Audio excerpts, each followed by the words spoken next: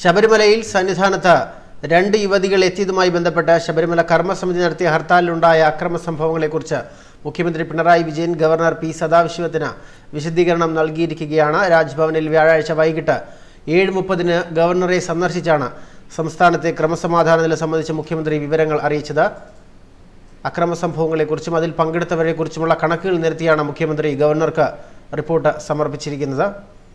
സംസ്ഥാനത്ത് സംഘപരിവാർ സംഘടനകളുടെ നേതൃത്വത്തിൽ നടത്തിയിട്ടുള്ള അക്രമങ്ങളെക്കുറിച്ച് വിശദമായ റിപ്പോർട്ട് തന്നെയാണ് മുഖ്യമന്ത്രി കൈമാറിയിരിക്കുന്നത്. വിധി പുറപ്പെടുവിച്ചതു മുതൽ സംസ്ഥാനത്തുണ്ടായ ആസൂത്രിതമായ അക്രമ പരമ്പരകളെക്കുറിച്ചും ശബരിമലയിൽ വിവിധ തീർത്ഥാടന സമയങ്ങൾ നട തുറന്നപ്പോൾ നിലയ്ക്കൽ, പമ്പ, സന്നിധാനം എന്നിവിടങ്ങളിൽ നടന്ന അക്രമങ്ങളെക്കുറിച്ചും ഭക്തരായ സ്ത്രീകൾക്ക് നേരെ നടന്ന അക്രമങ്ങളെക്കുറിച്ചുമുള്ള വിശദമായ വിവരങ്ങളാണ് റിപ്പോർട്ടിൽ സമർപ്പിച്ചിരിക്കുന്നത്.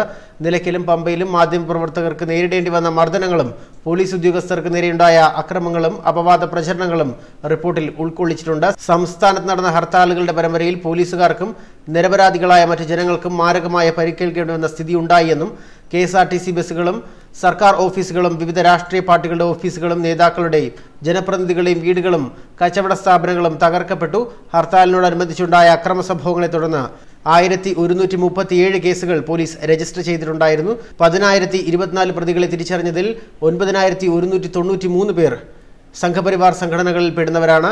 മറ്റ് സംഘടനകളിൽ പെടുന്നവർ 831 പേരാണ്. തുലാമാസ പൂജ, ചിത്തിരാട്ട വിശേഷം, മണ്ഡലകാല, മകരവിളക്ക് എന്നീ സമയങ്ങളിൽ ശബരിമലയിൽ ദർശനത്തിന് എത്തിച്ചേർന്ന 30ഓളം സ്ത്രീകളെ തടയാനും മറ്റുമായി പ്രതിഷേധക്കാർ രംഗത്തിറങ്ങുന്ന ഒരവസ്ഥയുണ്ടായി. ഇതിൽ 5 പേർ പ്രമുഖ വനിതാ മാധ്യമ പ്രവർത്തകരായിരുന്നു. ഇത് സുപ്രീം കോടതി വിധിയുടെ ലംഘനമാണ്. 28/9/2018 സുപ്രീം കോടതി വിധി വന്ന ശേഷം സമർപ്പിച്ച വിവിധ ഹർജികൾ ജനുവരി 22-ന് കേൾക്കുമെന്നും സുപ്രീം കോടതി വ്യക്തമാക്കുമ്പോൾ അർദ്ധശങ്കയ്ക്ക് ഇടയില്ലാത്ത വിധം 28/9/2018 വിധിക്ക് യാതൊരു സ്റ്റേയുമില്ലെന്നും വ്യക്തമാക്കുന്നുവെന്ന കാര്യം സൂചിപ്പിക്കുകയുണ്ടായി. അതുകൊണ്ട് കൂടിയാണ് പ്രായഭേദമന്യേ സ്ത്രീകൾ ശബരിമലയിൽ ദർശനത്തിന് എത്തിയത്. വിവിധ വിശേഷ സമയങ്ങളിൽ ശബരിമലയിലും വിവിധ പ്രദേശങ്ങളിലുമായി നടന്ന അക്രമ സംഭവങ്ങൾ സംബന്ധിച്ച് 2012 കേസുകൾ രജിസ്റ്റർ ചെയ്തു. അതിൽ തിരിച്ചറിഞ്ഞ പ്രതികൾ 10,551 പേരാണ്. ഇവരിൽ സംഘപരിവാർ സംഘടനകളിൽപ്പെട്ട 9,489 മറ്റുള്ളവർ 1,072 റിപ്പോർട്ടിൽ വ്യക്തമാക്കുന്നത്. ഹർത്താലുമായി ബന്ധപ്പെട്ട് മാത്രം വിവിധ അക്രമ സംഭവങ്ങളിൽ രജിസ്റ്റർ ചെയ്ത 1,137 കേസുകളിൽ തിരിച്ചറിഞ്ഞ പ്രതികളിൽ 10,024 പേരാണ്. ഇവരിൽ 92% പേരും സംഘപരിവാർ സംഘടനയിൽപ്പെട്ടവരാണെന്നാണ് മുഖ്യമന്ത്രി റിപ്പോർട്ടിൽ ചൂണ്ടിക്കാട്ടുന്നത്. അക്രമ സംഭവങ്ങൾ റിപ്പോർട്ട് ചെയ്യാനെത്തിയ 17 മാധ്യമപ്രവർത്തകർക്ക് സാരമായി പരിക്കേറ്റു. ഇതുമായി ബന്ധപ്പെട്ട് 7 പോലീസ് സ്റ്റേഷനുകളിലായി 15 പേർ അറസ്റ്റിലായി.